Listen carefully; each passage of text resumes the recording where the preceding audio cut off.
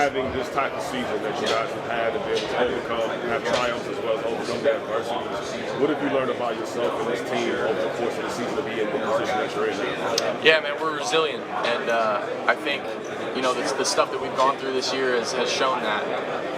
And I'm proud of these guys, man, because it hasn't been an easy road. And when you come into a season with the type of expectations that we had, you're never really gonna satisfy everyone. And it's about how you bounce back from those tough times. And it's never gonna be perfect. You're never gonna have a perfect game, never gonna have a perfect season. Very rarely.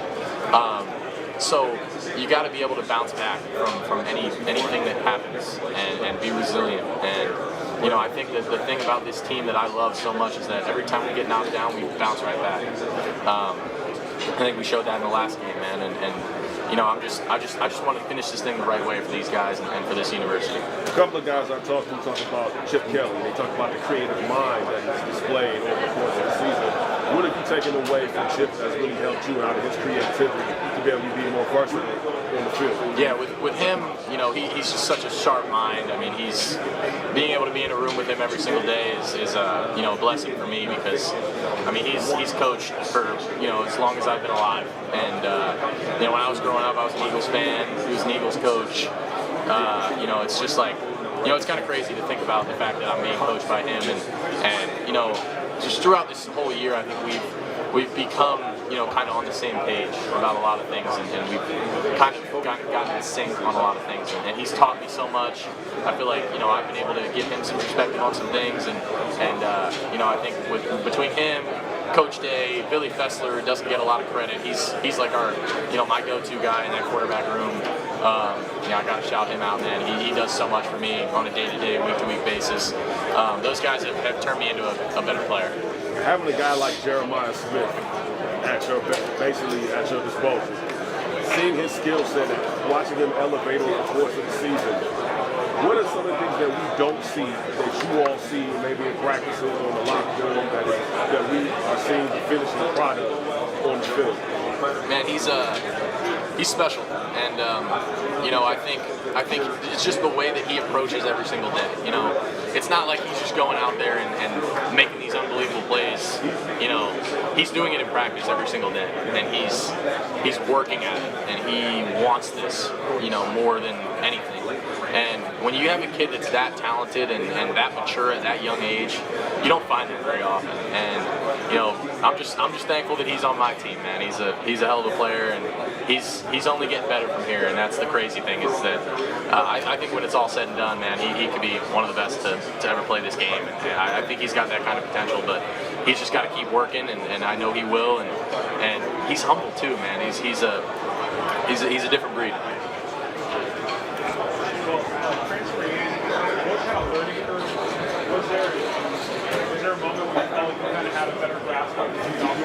Yeah, I think the spring period for me was definitely an interesting transition.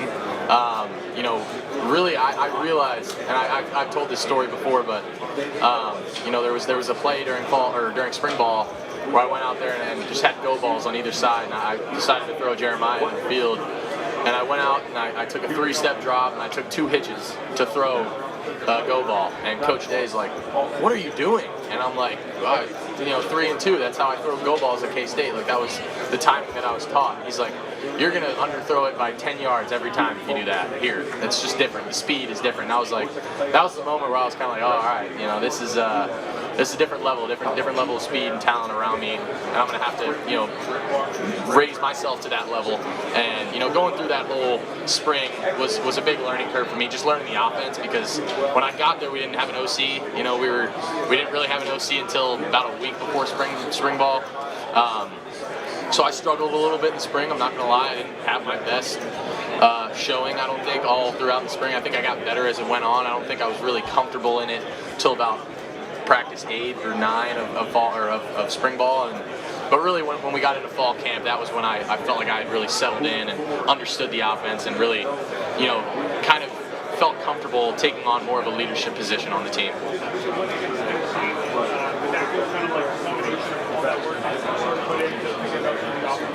I think it's a step. and I don't want to say that's the culmination of everything because we still have more that we're chasing.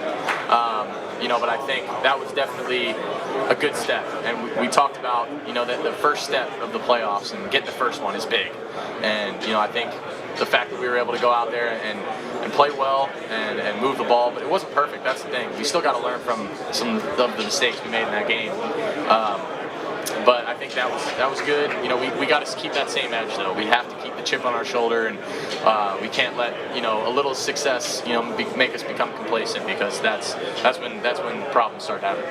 Well, Justin Fry said that when Seth went down in that practice, one of the things he talked about was how your leadership took even another step up. What did you feel at that moment about that was a critical moment for this team? Yeah, it was. It was Indiana week.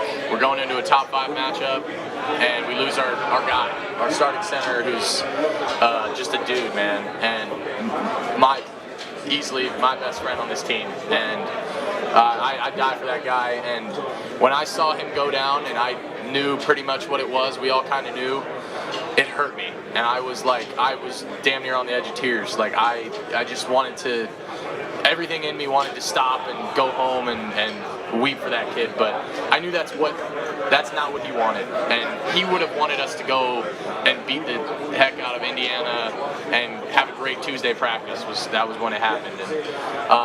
And I just said to myself, I was like, I can't let this derail this game and this practice. And I tried to ask myself, what would Seth do? And I went out there and just tried to carry on the leadership that he brought.